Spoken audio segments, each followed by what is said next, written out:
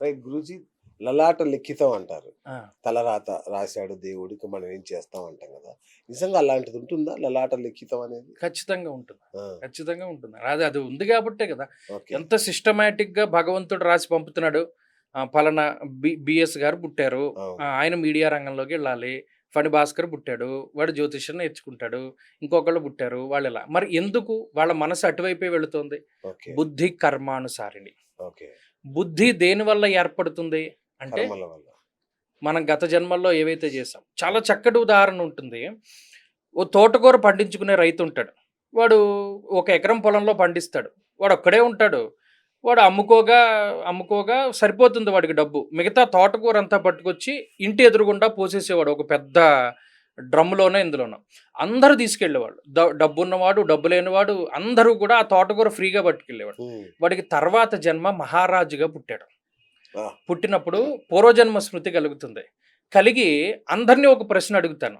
అంతకి ఇంతైతే ఇంతకి ఎంత అని. ఇప్పుడు ఈ విషయం చెప్పాను కాబట్టి మీకు ఏదైనా కొంత అర్థం అవుతుంది. హ్మ్. ఎవరికీ అర్థమయ్యేది కాదు. అంతే కదా! తలకాయలు బద్దలుగొట్టేసుకునేవారు. రాజుగారికి పిచ్చెక్కిందని అనుకునేవారు. దత్తుడి యొక్క భక్తుడు శివశర్మ అనేటువంటి ఆయన దత్తాత్రేయుడిని నమ్ముకున్నవాడు. అంతకి ఇంతైతే ఇంతకి ఇంతే అంటాడు.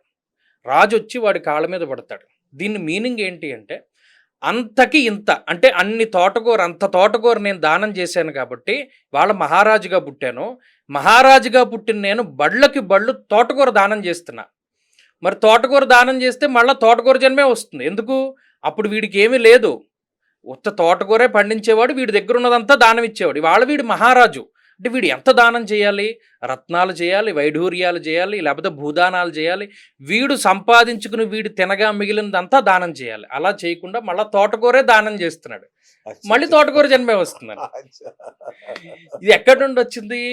బావుంది. తపః పరం కృతయుగే త్రేతాయాం ధ్యానముచ్యతే ద్వాపరే యజ్ఞమిత్యాహు దానమీవ కలవు యుగే. కలియుగంలో దానమే చేయమన్నాడు. ఓకే. ఇంకా ఏమీ చేయొద్దన్నాడు. ఈ చేతిలోంచి ఈ చేతిలోకి వచ్చేలోపు ఐడియా మారిపోతుంది. ఇవ్వాలనుకున్నది ఇచ్చేయి. ఎడం చేతితో ఇచ్చినా దోషంలా. హ్మ్. ఇవ్వాలనుకున్నది నువ్వు సంపాదించుకోగా మిగిలిన దాంట్లో లేదు రూ. 100 సంపాదించుకుంటే రూ. 10 దానం చెయ్యి. అతిగా అపాత్ర దానం చెయ్యకు. అవును. అలా చేసిన వాడు సంతోషపడతాడు.